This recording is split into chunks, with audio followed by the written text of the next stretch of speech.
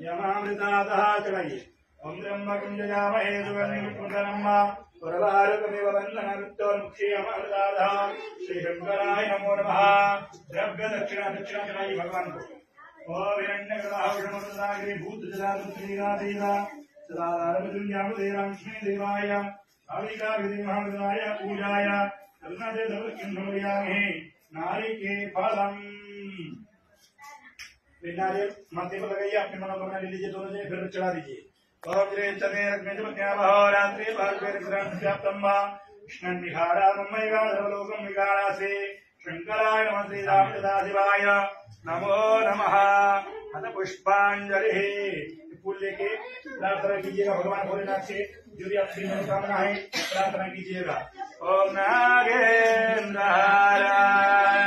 त्रिलोचनाय वासवांगराय महेश्वराय नित्याय शुद्धाय दिगंबराय तस्मै नकाराय नमः शिवाय तस्मै नकाराय नमः शिवाय।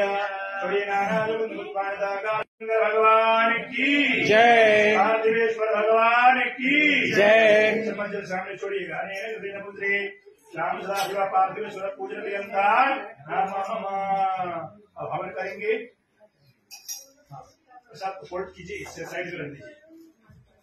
साथ से डालते हैं, साइड से।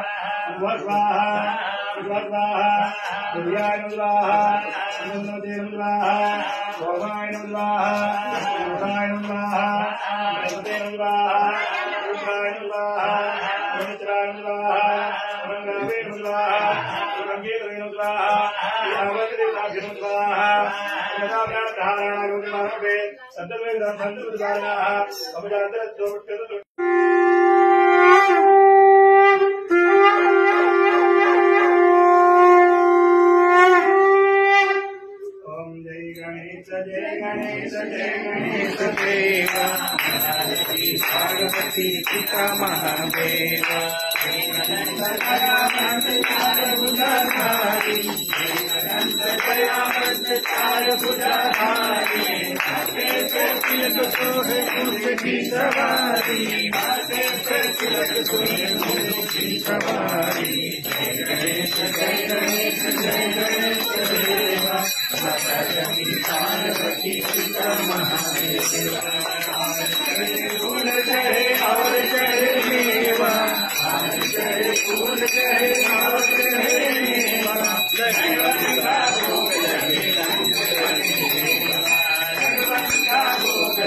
प्रसाद ग्रहण करते हुए अब हम लोग